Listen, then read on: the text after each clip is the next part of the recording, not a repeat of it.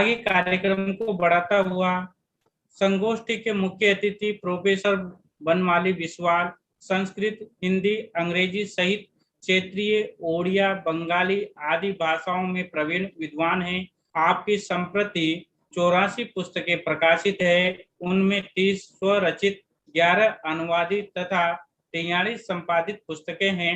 आपके निर्देशन में 45 विद्यार्थी शोध कार्य कर चुके हैं। कोटा विश्वविद्यालय कोटा से भी आपकी रचनाओं पर शोध कार्य हुए हैं। आपका विशाल परिचय विशिष्ट उपलब्धियों से युक्त है। आप अनेक पुरस्कारों से अलंकृत हैं। इनमें उत्तर प्रदेश संस्कृत संस्थान लखनऊ से 1999-2000 प्राप्त में प्राप्त बाणभट्ट पुरस्कार प्रमुख है। निरव स्वनः, बुभुक्षा, जगन्नाथ चरितम, जिगीविषा आदि संस्कृत भाषा में लिखी आपकी प्रसिद्ध रचनाएं हैं। आपने टुप कथा, पुट कथा, स्पष्ट कथा जैसी नवीन विधाओं का प्रणयन कर संस्कृत जगत को समृद्ध किया है। आप वर्तमान में केंद्रीय संस्कृत विश्वविद्यालय श्री रघुनाथ कीर्ति परिषद देवप्रयाग पौड़ी गढ़वाल उत्तराखंड में निदेशक के पद पर कार्यरत हैं। ऐसे स्वनाम धन्य अप्रतिम विद्वान आदरणीय प्रोफेसर बनमाली बिस्वाल गुरुजी से करबद्ध प्रार्थना करता हूं कि आप अपने आशीर्वाद से हमें अनुग्रहित करें। परम श्रद्धेय गुरुजी।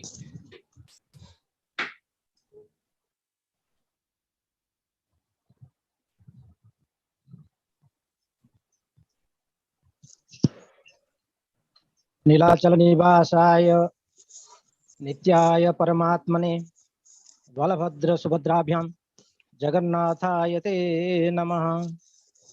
नीलाद्रौ शंख मध्ये शतदल कमले रत्नसिंहासनस्थं नानालंकारयुक्तं नवघनरुचिरं संयुक्तं चाग्रजेन भद्रायाः वामभागे रथचरणयुतं ब्रह्मरुद्रेण वन्द्यं देवानां सारमेकं सकलगुणमयं ब्रह्मदारु नमामि। कल पवित्र रथ यात्रा है, अतः भगवान श्री जगन्नाथ जी का वंदन करते हुए संस्कृत माता का वंदन करता हूँ। वंदे सूरभाषां रम्यां रुद्यां सुललितां गिरं वंदे विश्व मनोज्ञां तां वंदे संस्कृत मातरम। मंचस्थान विदुषः सर्वान् प्रणम्यादौ यथोचितं संगोष्ठी परकं तथ्यं पुरस्कर्तुं समुच्चये। ग्लोबल संस्कृत फोरम राजस्थान प्रांत द्वारा आयोजित इस राष्ट्रीय ई संगोष्ठी में जुड़े आप सभी महानुभावों का हार्दिक स्वागत एवं अभिनंदन। आयोजकों में विशेषकर अध्यक्ष डॉक्टर राजधर मिश्र जी, परामर्शदाता डॉक्टर राजेश कुमार मिश्र जी, संयोजक डॉक्टर भूपेंद्र कुमार राठौर जी एवं मीनू जी। आज के वक्ताओं में विशिष्ट वक्ता डॉक्टर अवधेश कुमार मिश्र जी एवं साथ ही विशिष्ट वक्ता डॉक्टर पूर्णचंद्र उपाध्याय जी, साथ ही बाहर से जो भी विद्वान शोधार्थी छात्र इस कार्यक्रम में जुड़े हुए हैं, आप सभी का एक तंत्र में स्वागत एवं अभिनंदन करता हूं। इसी औपचारिक भूमिका के साथ हम संगोष्ठी संबद्ध अपना कुछ वक्तव्य संक्षेप में रखना चाहेंगे। आज की इस ई संगोष्ठी का विषय है संस्कृत वाङ्मय की वर्तमान समय में प्रासंगिकता। संस्कृत वाङ्मय विशाल है और आज समाज में इसकी प्रासंगिकता भी व्यापक है। कर्मकांड, योग, आयुर्वेद एवं ज्योतिष जैसे विषय आज भी प्रासंगिक है। इन शास्त्रों के विद्यार्थी यदि सरकारी गैर सरकारी सेवा नहीं करता है, फिर भी वह अपनी आजीविका का निर्वाह अपने शास्त्रों के माध्यम से कर सकता है, जो वस्तुतः संस्कृत वाङ्मय की प्रासंगिकता को द्योतित करता है। भारतीय संस्कृत के विकास में संस्कृत वाङ्मय का क्या योगदान रहा है, इसे अब बताने की आवश्यकता नहीं है, किंतु इस विशाल वाङ्मय में जो वैज्ञानिक तथ्य हैं उसकी प्रासंगिकता समाज में सबसे अधिक है। समय की मर्यादा को देखते हुए हम पूर्व वक्ताओं के द्वारा प्रतिपादित विषयों की पुनरुक्ति नहीं करेंगे। विशिष्ट वक्ता डॉक्टर अवधेश कुमार जी एवं डॉक्टर उपाध्याय जी संस्कृत साहित्य की प्रासंगिकता के बारे में विशेषकर बताया है। हम संस्कृत वाङ्मय के वेदों एवं उपनिषदों में, विभिन्न शास्त्रों में, विभिन्न दर्शनों में जो वैज्ञानिक तथ्य निहित हैं वे आज भी कैसे प्रासंगिक हैं, उसके बारे में कुछ तथ्य आपके समक्ष प्रस्तुत करना चाहेंगे। वेदों का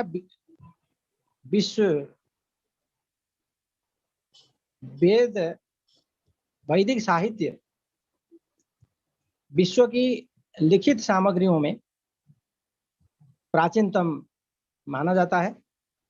वेद को सर्वज्ञानमय मयोहिषः कहा गया है। ऋषयः मंत्रद्रष्टारः जैसी उक्ति हमें बताती है कि ऋषि मनीषी वेद मंत्रों के दृष्टा थे, अर्थात वेद मंत्रों को देखे थे। आज भी अनेक वैज्ञानिक उद्भावन दृष्टिपथ में आ रहे हैं जिनका अस्तित्व वैदिक वाङ्मय में उपलब्ध रहा है।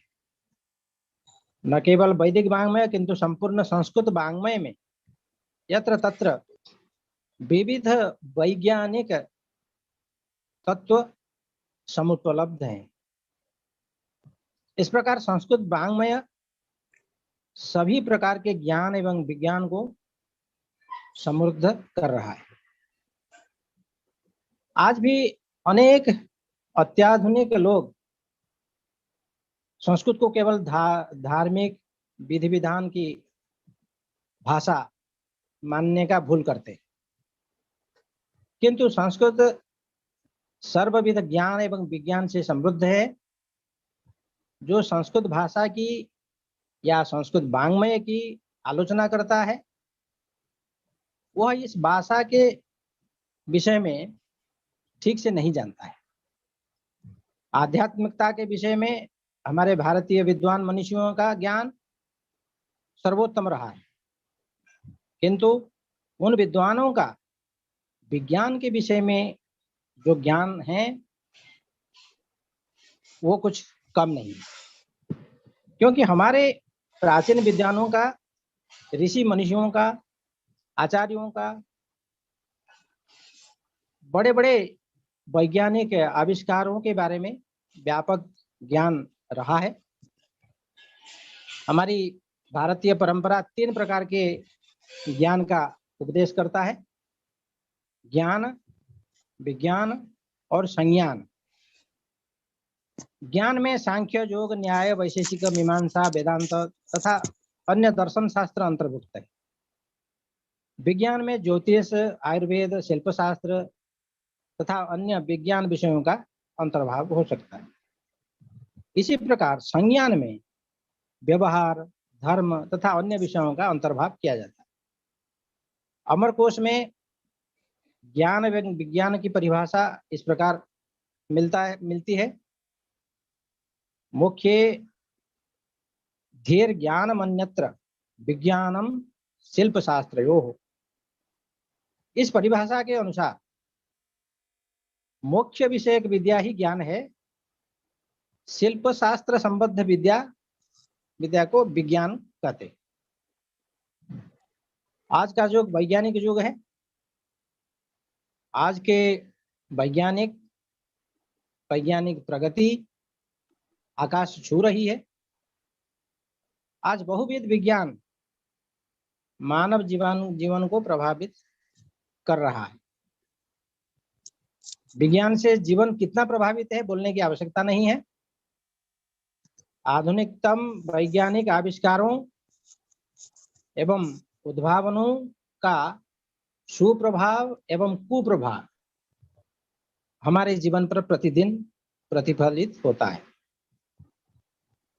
मानव जीवन के परिप्रेक्ष्य में आधुनिक प्रगति के प्रसंग में भी विज्ञान तंत्र के सुफल एवं कुफल का तुलनात्मक विश्लेषण करने से सुफल का आधिक्य है ऐसा अनुभव होता है। संस्कृत में विज्ञान इस प्रकार की संस्कृतज्ञों की जो उद्घोषणा है और चिंतन है, उसी से हमारी जागरूकता का निर्देश मिल जाता है। आधुनिक वैज्ञानिकों ने विज्ञान की जिन शाखाओं की कल्पना की, प्रायः वे सभी शाखाएं प्राचीन भारतीय महामनीषियों द्वारा परिपोषित हैं। आदिकाल से ही विज्ञान का विकास हुआ है। उस विकास का ही यही परिणाम है कि आज विज्ञान का इतना व्यापक ज्ञान मिल सका। विज्ञान का सम्यक अध्ययन के लिए आधुनिक वैज्ञानिकों ने विज्ञान को अनेक भागों में विभक्त किया है, जैसे भौतिक विज्ञान फिजिक्स, रसायन विज्ञान केमिस्ट्री, प्राणी विज्ञान जूलॉजी, वनस्पति विज्ञान बोटानी, भूगर्भ विज्ञान जियोलॉजी, खगोल विज्ञान एस्ट्रोनॉमी तथा अंतरिक्ष विज्ञान एरोनॉटिक्स और स्पेस साइंस आदि। पहले हम भौतिक विज्ञान और फिजिक्स की बात करें तो ऋग्वेद में सूर्य की गति को बताया गया है, जिसको निमेषार्ध माना गया है। और उसके अनुसार सूर्य निमेषार्ध में 2202 योजन अर्थात 1,86,000 माइल अतिक्रमण करता है। तैत्तिरीय उपनिषद की ब्रह्मानंद वल्ली अनुवाक 1 में यही तथ्य प्रतिपादित है। आत्मा आकाशम जनयति, आकाशः वायुं, वायुः अग्निं, अग्निः जलम, जलम च पृथ्वीं जनयति। वैशेषिक दर्शन के प्रवर्तक महर्षि कणाद, जिनका समय ईसा पूर्व 6ठी से 4ठी शताब्दी तक माना जाता है, वे परमाणु सिद्धांत का प्रवर्तन कणाद ने किया था। कारण के अभाव से कार्य का अभाव तथा कार्य के अभाव से कारण का अभाव, यह सिद्धांत उन्होंने प्रतिपादित किया। इसी प्रकार कणाद विविध भौतिक नियमों की ज्ञाता रहे।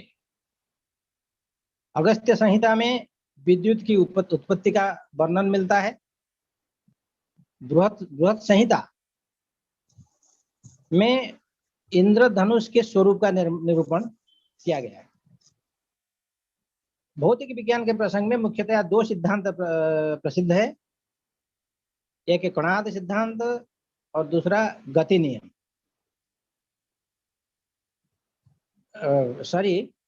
कण सिद्धांत, एक कण सिद्धांत और एक गति नियम। कण सिद्धांत आचार्य कणाद के मतानुसार परमाणु ही सूक्ष्मतम पदार्थ है और वह अविनाशी है। भौतिक जगत की उत्पत्ति सूक्ष्माति सूक्ष्म कण परमाणुओं के संगठन से होता है और इस सिद्धांत का जनक महर्षि कणाद ही थे। इसी प्रकार गति नियम, महर्षि कणाद ने न्यूटन से पूर्व गति के 3 नियम प्रतिपादन किए, जैसा कि वैशेषिक सूत्र में उन्होंने कहा वेगः निमित्त विशेषात् कर्मणो जायते, वेगः निमित्तापेक्षात् कर्मणो जायते नियत दिक् क्रिया प्रबंध हेतु। वेगः संयोग विशेष विरोधी, वैशेषिक दर्शन। अर्थात वेग यानी मोशन पंचद्रव्य के ऊपर निमित्त एवं विशेष दोनों कर्मों के कारण से उत्पन्न होता है तथा नियमित दशा में क्रिया सत्व के कारण संयोग विशेष से नष्ट होता है और उत्पन्न भी होता है। इस प्रकार विज्ञान प्रौद्योगिकी के क्षेत्र में जो कोणार्क का शोध है वो आज भी प्रासंगिक है। इसी प्रकार गुरुत्वाकर्षण सिद्धांत न्यूटन ने सर्वप्रथम प्रतिपादित किया ऐसा माना जाता है। इंग्लैंड देशीय न्यूटन 1687 में अपने प्रिंसिपियो मैथमेटिका इस पुस्तक में गुरुत्वाकर्षण सिद्धांत को सर्वप्रथम प्रतिपादित किया। यह बात सांप्रतिक प्रबुद्ध समाज स्वीकार करता है। इसके परिभाषा करते हुए न्यूटन ने कहा, statement that any particle of matter in the universe attracts any other with force that is proportional to the product of their masses। किंतु उनसे 3000 वर्ष पूर्व भाष्यकार महर्षि पतंजलि इस सिद्धांत संबद्ध तत्वों का निरूपण किया था। यह बात प्रायः कम ही लोग जानते हैं। यह सुखद आश्चर्य है कि महाभाष्यकार पतंजलि के समय में यह सिद्धांत सामान्य लोगों की जानकारी में रहा। युधिष्ठिर मीमांसक जैसे इतिहासकार पतंजलि के काल 1200 विक्रम पूर्व से पूर्व निर्धारण करते हैं। इस प्रकार न्यूटन से 3000 वर्ष पूर्व ही पतंजलि ने गुरुत्वाकर्षण सिद्धांत की चर्चा की थी। भाष्य में गुरुत्वाकर्षण सिद्धांत का नाम लिए बिना उन्होंने यह सिद्धांत वर्णित किया। गुरुत्वाकर्षण सिद्धांत को जाने बिना भाष्यकार इस प्रकार दृष्टांत नहीं दे सकते, जैसे कि स्थानेंतरतमः इस पाणिनीय परिभाषा सूत्र से जो प्रयोजन सिद्ध है वो लोक में दृश्यमान चेतन अचेतनों के व्यवहार के आश्रय से सिद्ध है। अतः भाष्यकार ने इस सूत्र का प्रत्याख्यान किया है। वहां अचेतनों के दृष्टांत में भाष्यकार गुरुत्वाकर्षण सिद्धांत को प्रतिपादित करते हुए कहते हैं, अचेतन स्वेपि तज्जथा लोष्टः क्षिप्तो वायुवेगं गत्वा नैव तिर्यक् गच्छति नोर्ध्वम् आरोहति पृथ्वी विकारः पृथ्वीमेव गच्छति आंतर्यतः। जो पृथ्वी का विकार है वो पृथ्वी पर ही आता है। ये आंतर्य जो सदृशतम जो है, स्थानांतरतम सूत्र की व्याख्या करने की आवश्यकता नहीं है। ये सदृशतम होने के कारण वो जब आप एक पत्थर ऊपर फेंकते हैं वो वायु वेग से चला जाता है, लेकिन इसके बाद वो तिर्यक भी नहीं जाता है और ऊपर भी नहीं जाता है।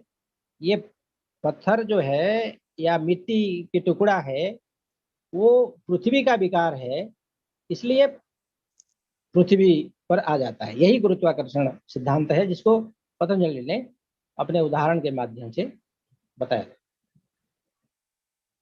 बात करें रसायन विज्ञान का तो महर्षि वाग्भट्ट रसतंत्र समुच्चय में तिर्यक पातन यंत्र की संरचना के बारे में बताते हैं।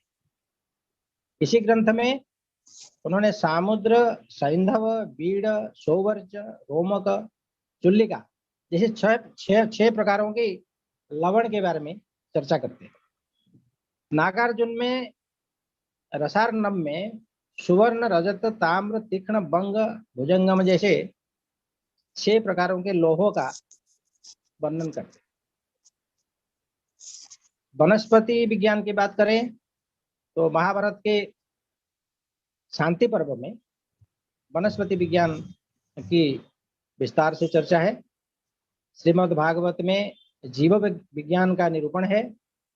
वहां जीवों को अजीवों की अपेक्षा श्रेष्ठ माना गया है।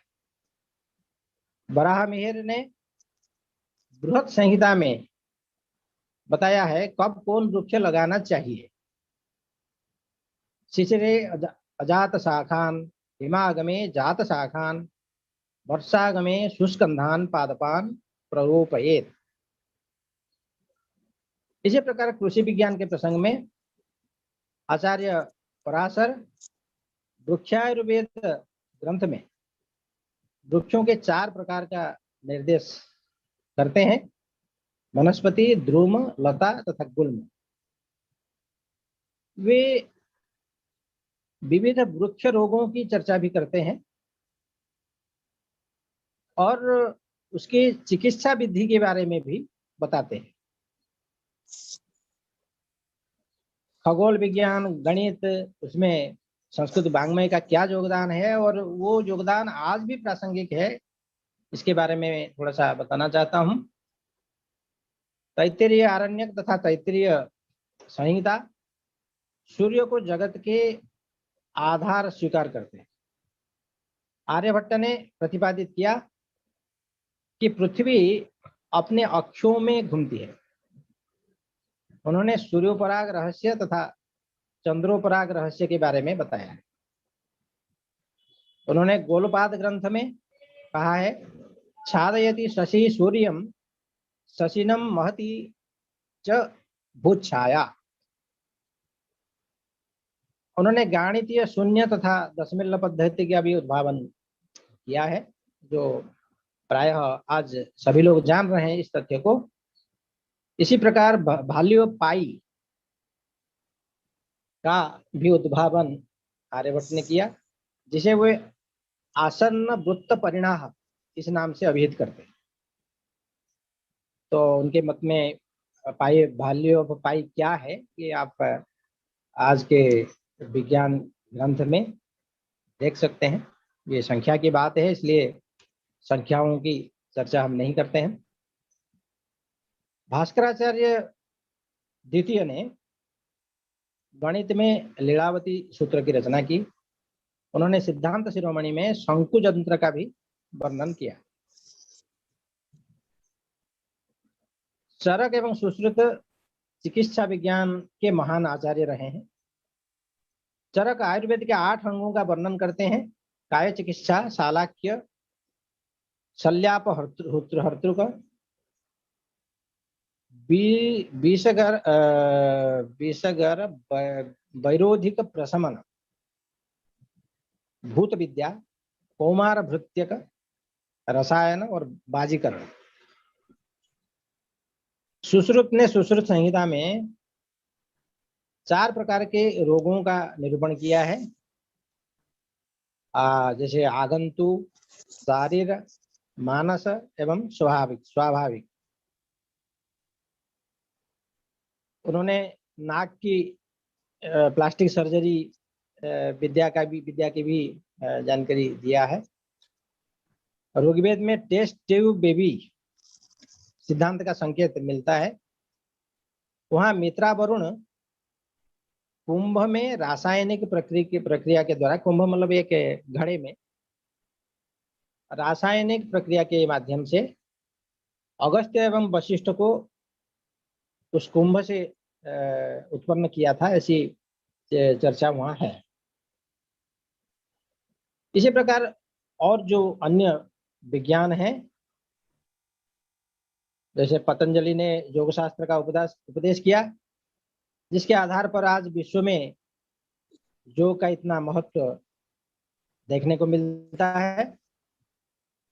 6वीं शताब्दी दानवराज मय के मय मतम में वास्तुशास्त्र का निर्देश है। बौद्धायन का शूल सूत्र भारतीय ज्यामिति शास्त्र का उपदेश करता है, जहां से वो चतुरस्र एवं त्रिभुज का वर्णन करते हैं। कृषि पराशर कृषि विज्ञान का उपदेश करता है। ऐतरेय ब्राह्मण में भूगोल विज्ञान का वर्णन देखने को मिलता है। आचार्य कपिल भूगर्भ विज्ञान का प्रवर्तक माने जाते हैं।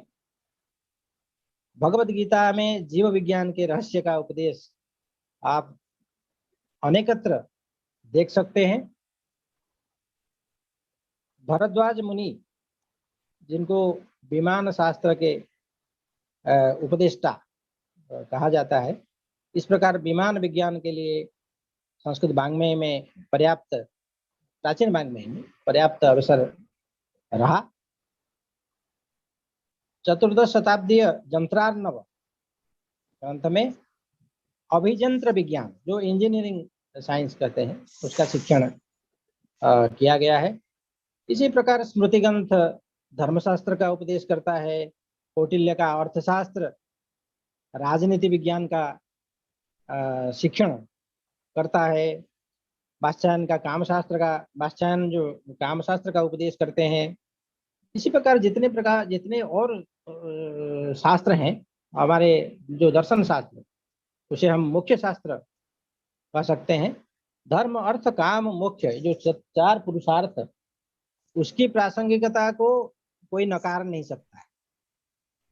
और ये धर्म अर्थ काम मोक्ष की चर्चा संस्कृत वाङ्मय में जिस प्रकार से है और जिस प्रामाणिक तथ्यों के साथ है, ऐसा अन्यत्र दुर्लभ है। इसलिए स्वतः संस्कृत वाङ्मय की प्रासंगिकता सिद्ध हो जाती है। और इसी प्रकार जैसे संगीत शास्त्र है, ऐसा माना जाता है कि नारद ने अपने संगीत गुरु शिव से संगीत शास्त्र का अध्ययन किया था।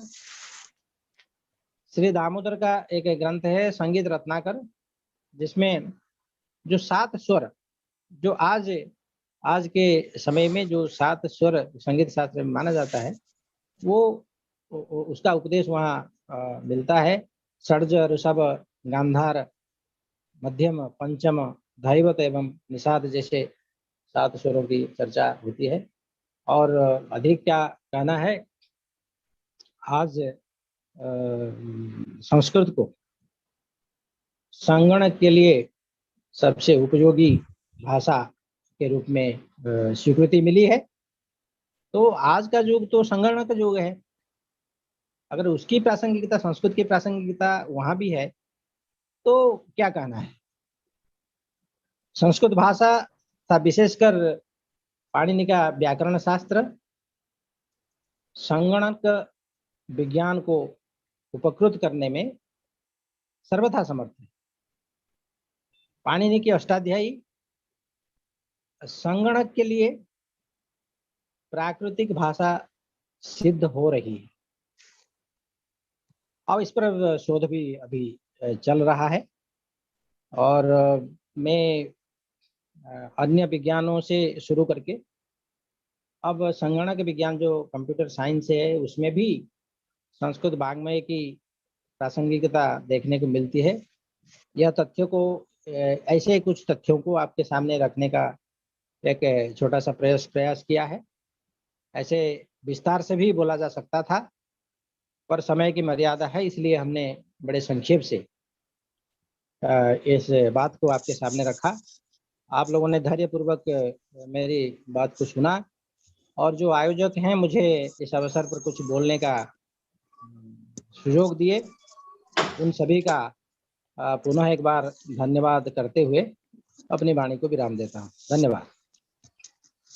धन्यवाद गुरुजी।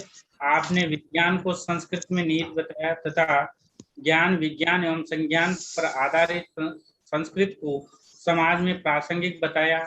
उत्तर प्रदेश सरकार द्वारा प्राथमिक कक्षाओं में अब संस्कृत प्रारंभ होगी, और जहां उत्तराखंड में आप हैं वहां राजभाषा के रूप में है।